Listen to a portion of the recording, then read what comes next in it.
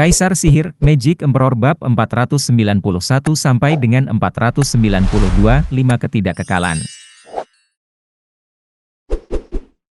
Manusia Sage, jangan hanya berdiri di sana. Kita tidak bisa bertahan lebih lama lagi. Orang bijak langit dan bumi menahan ketegangan dengan gigi terkatup dan ekspresi bengkok. Shadow King sangat bagus di pinggir lapangan, tidak mengangkat satu jari pun. Shadow King mengejek, ini tidak akan pernah terjadi jika kita menghadapinya bersama-sama 3 abad yang lalu. Raja Bayangan benar-benar berpikir untuk menikam keduanya dari belakang, tetapi satu hal yang jelas, hanya bersama-sama mereka dapat menangani Gu Santong untuk gambaran yang lebih besar. Shadow King membuat tanda dan rantai emas ditembakkan ke arah rantai Yin Yang, membuatnya bersinar juga. Rantainya semakin erat dan Gu Santong hanya bisa meratap dalam kesusahan, tidak mampu melepaskan ikatannya bahkan sebagai kilin. Langit, bumi dan manusia, tri penghalang. Ketiga orang bijak itu membuat tanda yang sama. Du Gufeng mendongak dengan cemberut. Dia ketakutan dengan penampilan Gu Santong seperti halnya orang berikutnya, tapi dia adalah sekutu mereka, pendukung mereka. Dengan disegelnya Gu Santong, sayap pasukannya terpotong. Menyerang ke depan sekarang hanya akan membuat mereka menderita banyak korban. Serigala angin melolong dan serigala bayangan darah menjadi bersemangat. Kerugian Gu Santong adalah keuntungan mereka. Dengan keunggulan jumlah mereka, mereka dapat dengan mudah menahan 600.000 tentara Dugu. Ayo, 4 macan Tianyu. Serigala bayangan darah tertawa. Du Gufeng berteriak, serigala angin melolong, serigala bayangan darah, pergilah. Membuat saya. Serigala angin melolong dan serigala bayangan darah mundur. Ledakan. Dua pasukan itu saling bertabrakan, tetapi tanpa kekuatan mereka, kemajuan tentara Dugu terhenti. Meski tidak berhenti total, formasi mereka memberi mereka kekuatan yang cukup untuk melawan oposisi yang sengit. Musuh mundur selangkah demi selangkah, dan berada di ambang kehancuran. Para serigala kagum dengan betapa hanya separuh dari tentara Dugu yang dapat menggunakan kekuatan sebesar itu untuk mendorong jutaan tentara mereka mundur. Mereka hampir hancur dan membiarkan mereka memiliki jalan yang jelas bagi pemimpinnya. Saat itulah tangisan yang menusuk terdengar. Du Gufeng menyaksikan langit dipenuhi ribuan anak panah emas, berjatuhan seperti hujan. Itu adalah divisi serigala penusuk langit. Du Gufeng berteriak, ubah formasi. Berlindunglah, formasi gunung. Suara mendesing. Tentara Dugu berhenti dan mengambil posisi bertahan. Yuan Qi mereka berubah menjadi tembok yang tidak bisa ditembus. Tepat pada waktunya menyambut hujan anak panah yang berdenting di perisai mereka. Semangat Howling Wind Wolf dan Blood Shadow Wolf terangkat. Zebie tepat waktu memberikan bantuannya. Pemanah ilahi, bersiaplah untuk melakukan tembakan lagi. Perintah Zebie dan anak buahnya membuka pintu air. Tentara Dugu hanya bisa merunduk di bawah perisai mereka dan bertahan dari serangan palu yang terus-menerus. Ketika serangan akhirnya berhenti, tentara Dugu menemukan Howling Wind Wolf dan Blood Shadow Wolf bekerja sama dengan Sky Piercing Wolf, dengan mengepung mereka. Maju sekarang adalah hal yang mustahil. Du Gufeng menghela nafas, risikonya tinggi dengan langkah ini. Entah menang atau kalah. Meskipun kita diapit, disinilah kita akan menemui akhir kita. Saudaraku, apa yang harus kita lakukan? Du Gulin bertanya. Du Gufeng menggelengkan kepalanya, tugas kita sudah selesai. Kita hanya harus bertahan dan membuat pasukan mereka sibuk. Itulah peran umpan. Kelima memegang kekuatan sebenarnya. Du Gufeng melihat ke arah tenda Tuoba Tieshan sambil tersenyum.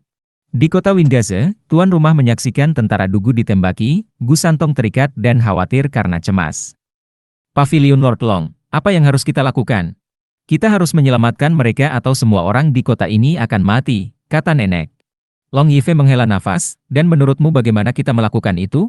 Bebaskan Gu Santong? Kami tidak memiliki tenaga kerja. Mendukung tentara? Bagaimana kita melakukan itu, padahal selama ini kita selalu beroperasi sendiri? Kami akan terjebak di sana bersama mereka.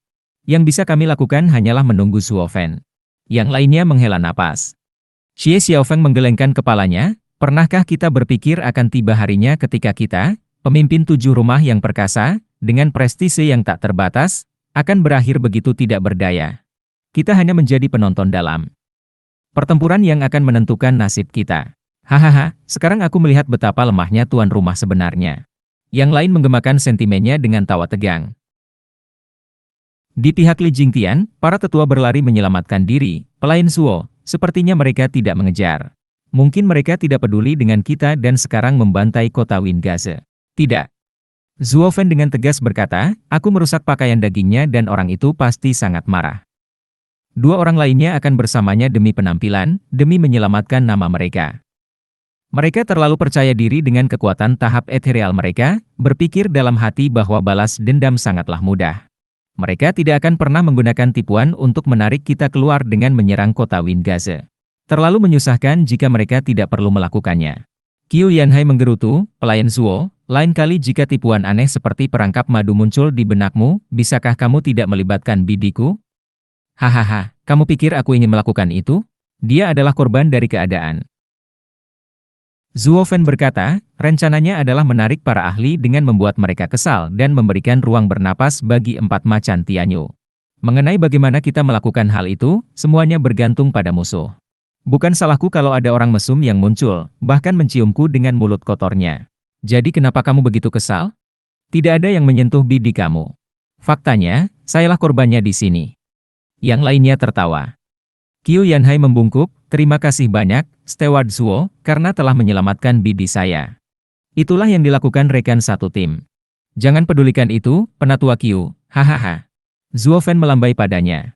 Terdengar teriakan dari belakang mereka, dasar brengsek, jangan bergerak sedikit pun. Aku akan mengulitimu hidup-hidup, membakar jiwamu, dan mengambil karung daging itu untuk milikku sendiri. Berbalik, mereka menemukan 2 pria dan 1 ular piton datang dengan kecepatan penuh. Li Jingtian menoleh ke Zuo Fen. Steward Zuo melihat ke bawah dan menunjuk ke sebuah lembah. Disitulah kita mendarat, penatua Li. Seseorang sedang menunggu kita. Tentu saja. Li Jingtian mengangguk dan terbang bersama pasangan di belakangnya. Mereka berempat mendarat di pemandangan indah ini, dikelilingi pegunungan di semua sisinya. Suara sungai yang indah dan binatang-binatang hutan menjadikannya surga. Ketiga ahli tahap ethereal juga mendarat. Obscene Snake mendengus, seorang kultivator tahap ethereal, beberapa ahli tahap radian, dan seorang kultivator surga mendalam yang lemah berpikir untuk lari dari kita. Nah, pikirkan lagi. Siapa bilang kita lari? Sepertinya kita takut, bukan? Zuo Fen mengejek dengan nada menjengkelkan, kami baru ingat bahwa kami pernah mengadakan pertunangan sebelumnya dan harus mengunjungi beberapa teman. Apa yang kamu lakukan ikut dengan kami? Hai, potong bantengnya. Bicaralah tentang sampah semaumu, tapi pada akhirnya, aku akan mengupas kulitmu dan memakaimu seperti jas. Mundur sedikit. Zuo Fen memotongnya dan mencibir, di sini kupikir hanya kabut berkumis putih yang lambat. Tapi sekarang sepertinya kamu sendiri tidak begitu pintar. Bagaimana penampilanmu jika kamu memakaiku tanpa kulit? Tidak terpikirkan hal itu, kan? Piton itu terbakar amarah, tampak tersesat di mana-mana. Dia hanya melontarkan hinaan, tidak mempermasalahkan kontradiksi. Apa yang akan saya lakukan dengan tubuh berkulit? Sambil memegang kepalanya, mata buas penatua Hu menatap tajam ke arah ular cabul. Apakah kamu di sini untuk membunuhnya atau mengobrol dengannya? Apa yang kamu lakukan membuat lidahmu terikat? Kamu menyeret kecerdasan seluruh sekte kita ke dalam lumpur. Penatua Hu meraung ke arah ular dan serigala cabul. Yang dia dapatkan hanyalah helaan napas dari mereka, memfokuskan tatapan marah mereka pada Zuo Fen. Itu semua adalah kesalahannya sehingga mereka berakhir seperti ini. Yang satu dalam keadaan menyesal dan satu lagi tanpa tubuh fisik. Terlepas dari reputasi mereka sebagai ahli panggung ethereal, dia kini menyerang sudut lain, otak mereka. Ular cabul menggeram, bajingan busuk, aku akan meremukkan kulitmu, mengambil tulangmu dan menyiksamu, aku akan membuatmu menderita sampai kamu memohon kematian. Apakah kamu menyerah untuk memilikiku? Zuo Fen menyeringai. Ekor ular cabul bersiul dengan marah, bukan urusanmu. Ingat saja, aku akan membuat hidupmu seperti neraka. Kamu akan menjalani hidup yang panjang dan menyakitkan, hai. Zuo Fen hanya menggelengkan kepalanya, bodoh. Nah, apakah orang-orang ini targetnya? Suara tua terdengar. Para tetua tersentak tetapi tidak melihat apapun. Ketakutan merayapi hati mereka karena betapa lemahnya mereka dibandingkan dengan pemilik suara ini. Ketiganya mungkin merasa lebih dari sedikit tidak nyaman. Apakah kita baru saja dipermainkan lagi? Kami, ahli tahap ethereal yang hebat? Penyergapan ahli. Tapi Tianyu tidak memiliki orang yang lebih kuat dari kita. Bahkan kasus Li Jingtian membutuhkan waktu 1000 tahun, namun sekarang ada ahli tahap ethereal lain yang bersembunyi. Mereka bertiga menelan ludah, akal sehat mereka kalah. Zuo Fan mencibir pada mereka, sambil menangkupkan tangannya, saya berterima kasih kepada yang lebih tua atas dukungannya. Mereka semua ada di sini, silakan mulai. Bagus. Suara tua itu terdengar lagi. Dari sekeliling pegunungan, ruang berputar hingga 5 jubah tua terlihat, membuat kelompok itu terkepung. Masing-masing dari mereka memiliki cacat. Ada yang telinganya tidak berkembang, ada yang buta, ada yang hidungnya terpotong, dan ada yang bibir diikat, meski suaranya tetap keluar. Yang terakhir terlihat cukup sehat, jika seseorang mengabaikan inderanya yang lumpuh. Dia bahkan tidak punya lidah, hanya mengerang saat berbicara. Mengikuti tren tersebut, kelima pria tersebut masing-masing kehilangan organ inderanya, namun, melalui logika yang memutarbalikkan, masih merasa bahwa pria lainnya telah hilang. Bahkan Li Jingtian mengejang sedikit setelah melihat 5 orang yang menyeramkan itu. Sementara ketiga tetua itu benar-benar bingung, bahkan terjatuh kembali karena ketakutan. Gigi Fierce Tiger berceloteh, 5 ketidakkekalan sekte perencana iblis, apa yang kamu lakukan di sini? Terakhir aku memeriksanya, sekte perencana iblis adalah salah satu dari 3 sekte penjaga kekaisaran Tianyu. Mengelola domain kami adalah hal yang wajar. Meski begitu, mau tak mau aku bertanya-tanya, apa yang dilakukan sekte penjinak binatang di sini? Apakah kamu di sini untuk mengacaukan murid-murid kami? 4 orang tua hanya bermeditasi di atas batu, dan hanya orang tua yang buta, tuli, dan bermulut tertutup yang berbicara. Teror semakin meningkat di dalam diri ketiga tetua binatang itu, terbukti dari keringat mereka. Fierce Tiger menyeka alisnya dan membungkuk, "Tetua, kami telah diejek oleh orang rendahan yang berbahaya. Kami belum pernah menyentuh murid sekte besar Anda." "Tidak pernah, kan? Lalu apa yang menguliti murid kita dan mengambil seluruh tubuhnya?" "Telingaku lemah, tapi aku bisa mendengar dengan baik." Orang yang sama berbicara.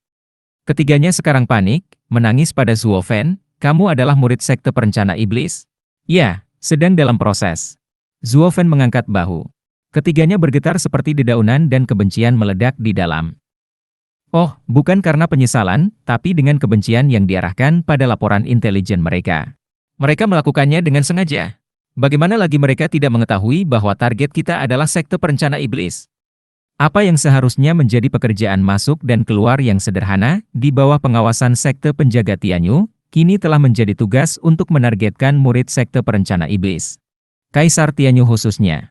Dasar bodoh, berkeliling mengincar anak buah sekte iblis perencana dengan leluconmu? Apakah hidup ini terlalu baik untukmu? Ketiga tetua itu hampir menangis. Ketidakkekalan 5 adalah veteran. Kita seharusnya memiliki waktu yang mudah tetapi kita baru saja datang ke sini dan sudah menemui jalan buntu. Fierce Tiger langsung membungkuk, "Tetua, kami tidak tahu anak itu milikmu. Kami mohon agar Anda mengabaikan pelanggaran kami karena kebaikan hati Anda." "Hahaha, apa gunanya peraturan sekte jika permintaan maaf sederhana saja sudah cukup? Anda mengacaukan murid kami dan berpikir kamu bisa pergi begitu saja? Untuk siapa kamu menganggap sekte perencana iblis?" Tetua yang sama mengejek. Saat air mata menggenang di mata mereka, ular cabul harus menunjukkan ketidakpuasannya, "Sesepuh, lihat saja kami. Dialah yang telah mengacaukan kita. Dia masih hidup dan menendang bahkan setelah mengeluarkan tubuhku." Hahaha, seorang anak surga yang mendalam menghancurkan tubuh ahli panggung ethereal yang hebat. Sayang sekali. Dan sekarang Anda berani mengakuinya. Menurutku, kematian akan terlihat jauh lebih baik bagimu. Orang tua itu mengejek. 4 tetua lainnya sedikit gemetar, masing-masing mengungkapkan kegembiraan dengan cara mereka sendiri yang menyeramkan. Fierce Tiger menyala, "Ular cabul, apakah kamu buta sekali? Ini adalah jebakan. Sekte perencana iblis membelah rambut hanya untuk memancing keuntungan. Kita boleh memohon semau kita, tapi mereka tidak akan membiarkan kita pergi. Hahaha, setiap orang adalah produk dari lingkungannya. Anda belum lama berada di dekat anak ini, namun otak anak itu sudah mulai bergesekan dengan Anda, meski hanya sedikit. Saya pikir ucapan selamat sudah sepantasnya." Orang tua itu mengejek. Fierce Tiger berubah menjadi buas, "5 ketidakkekalan, kamu terkenal di negeri barat. Tapi kamu tidak jauh berbeda dari kami. Jangan memaksakannya atau kami akan menjatuhkanmu bersama kami. Sekarang aku benar-benar ingin melihat bagaimana 3 orang tak dikenal melakukan hal itu, hahaha." Tetua itu membalas, "Nak, bawa anak buahmu pergi sebelum mereka mengikat kita." "Ya, penatua." Zuo Fan membungkuk, menatap Li Jingtian. Keempatnya terbang menjauh namun tidak pergi terlalu jauh, mengawasi dari pinggir lembah. Pertarungan tingkat ini akan menghasilkan dunia yang baik bagi panggung ethereal baru Li Jingtian dan pasangan yang kuat. Qiu Yanhai mengerutkan kening pada para tetua yang masih duduk. Steward Zuo, apa masalahnya dengan mereka? Indra mereka melemah, tapi bukan karena kebetulan. Hahaha, benar. Itu muncul dari metode kultivasi mereka. Zuo Fen menjelaskan, ini adalah seni kombinasi, seni perubahan. Dikatakan, tahun perubahan, masa berbunga dan masa layu. Ketika tahun berganti, perubahan dimulai lagi. Ini adalah siklus alami. Segala sesuatu di dunia ini naik dan turun dalam siklus yang tidak pernah berakhir. Kelima orang tua ini menirunya melalui alat inderanya. Namun siklus tersebut terkadang bisa berkembang dan terkadang menurun. Untuk mengimbangi kelemahan mencolok ini, mereka masing-masing menyerahkan semua organ indera mereka kecuali satu. Jadi, bersama-sama, mereka hanya akan berkembang. Sampai-sampai banyak ahli yang lebih kuat dari mereka jatuh ke dalam seni kombinasi mereka. Para tetua diberi nama berdasarkan organ indera yang mereka pilih. Ambil contoh tetua yang bisa berbicara itu, dia adalah tetua Shi, karena lidahnya. Yang lain mengangguk, dan Sue Qingjian mendapati penampilan menyeramkan mereka sama sekali tidak mengundang, tapi mereka sangat jelek.